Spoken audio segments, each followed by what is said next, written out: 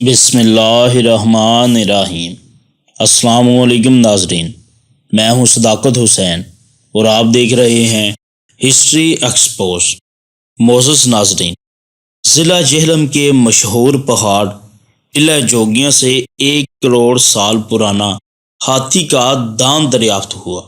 ناظرین، یہ کس نے دریافت کیا، کب کیا؟ ہاتھی کا دانت یہ کتنا لمبا چوڑا تھا، یہ ناظرین ہم آپ کو اس کلپ میں بتائیں گے۔ اس سے پہلے اگر آپ ہمارے چینل پہ نئے ہیں اور آپ نے ہمارا چینل ہسٹری ایکسپوز سبسکرائب نہیں کیا تو کر لیجئے اور بیل آئیکن کے بٹن کو بھی ضرور پریس کیجئے تاکہ اسی طرح ہر آنے والی نئی ویڈیو آپ کو ملتی رہے، آپ ہسٹری جانتے رہیں، نیوز اپڈیٹ جانتے رہیں اور ناظرین اپنے علم میں اضافہ کرتے رہیں۔ معزز ناظرین، ضلع جہلم کے مشہور پہاڑ ٹلہ جوگیاں کے دامن سے 1 کروڑ سال پرانا ہاتھی کا دانت دریافت ہوا۔ دانت کی لمبائی 20 انچ ہے۔ اس کا زیادہ تر حصہ مقامی لوگوں نے توڑ دیا ہے۔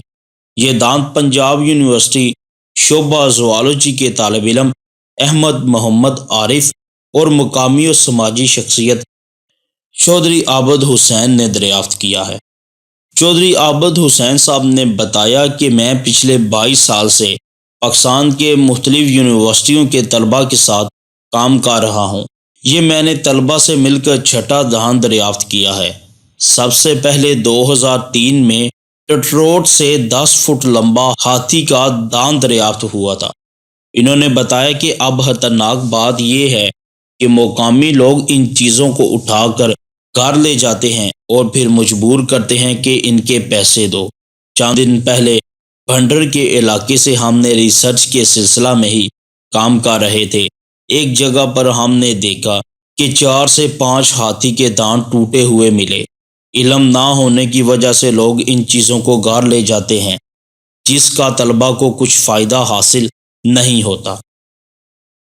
چودھری عابد حسین جو کہ ٹروٹ کے رہنے والے نے بتایا کہ یہاں حکومت کو چاہیے کہ ٹلہ جوگیاں میں پارک بنائے تاکہ لوگ یہاں آئیں، جس سے نہ صرف مقامی لوگوں کے روزگار میں اضافے کے مواقع میسر ہوں بلکہ ملک کی آمدنی بھی بڑھے۔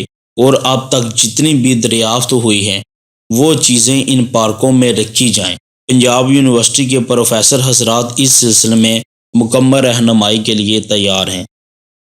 ناظرین، ہمیں امید ہے کہ آپ کو کلپ اچھا لگا ہوگا۔ ناظرین، یہ دانت انہیں 5 فروری 2021 کو ملا۔ ہمیں امید ہے کہ آپ کو ہمارا آج کا کلپ اچھا لگا ہوگا۔ چینل ضرور سبسکرائب کیجئے گا، لائک کیجئے گا، کمنٹ سیکشن میں اگر اپنی رائے کا اظہار بھی ضرور کیجئے گا۔ اجازت چاہتا ہوں۔ السلام علیکم ورحمۃ اللہ وبرکاتہ۔